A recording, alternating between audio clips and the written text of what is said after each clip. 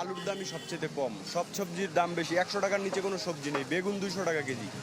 গরিব মানুষ কেমনে খাইবে? একটা লোক 20,000, 18,000, 20,000 টাকা বেতনে চাকরি করে 300 টাকার 400 টাকার দৈনিক বাজার করলে বাসা ভাড়া দিব কি দিয়ে, খাইব কি দিয়া? যাদের টাকা পয়সা আছে, ধনী লোক, তাদের কোনো 20 টাকা 30 টাকা কোনো ব্যাপারই না তাদের।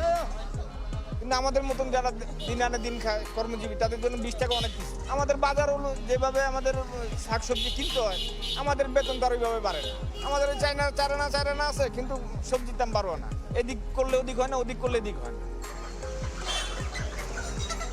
এতদিন মনে করেন মুরগির দাম কম ছিল, মানুষ 4-5 টাকা নিত। এখন মুরগির দাম বেশি, এখানে মনে করেন একটা নিতেও মানুষ কষ্ট হয়, অনেক দাম বেশি। আজ কয়েক দাম বেশি। ডিম আসলে 110 টাকা ডজন, এখন 140 টাকা ডজন। এখন মানুষ 1 ডজন নিতে খুব কষ্ট।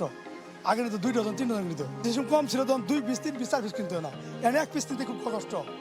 নিয়ে দামাদামি করে, বা এটা এত এটা এর তো কেবল 1 কাস্টমার চলে গেল, নিয়ে আমার মতো নেওয়া সম্ভব না। আড়াইশো দাম বাড়ছিল 62, আমি 65, আর পায়জাম চাল ছিল 65 ও 170। দাম বাড়ার কারণে অল্প কেনে 5 কেজি 3 কেজি দাম বেশি। প্রত্যেকটা জিনিসেরই তো দাম বাড়তি, কোনোটা এই তেলের দাম বাড়তি, চালের দাম বাড়তি, সব কিছুর দামই তো বাড়তি। দাম বেড়ে যাওয়ার কারণে অল্প কিনতে হচ্ছে আর কি। আমাদের আয় যেভাবে, ওইভাবে কিন্তু আমরা নিত্য প্রয়োজনীয় বাজার সদাই কিনতে পারতেছি না। টিসিবির তথ্য অনুযায়ী গেল 1 সপ্তাহে চাল, তেল, আটা, ব্রয়লার মুরগি, ডিম সহ অন্তত 10টি পণ্যের দাম বেড়েছে। কমেছে রসুন ও চিনির দর।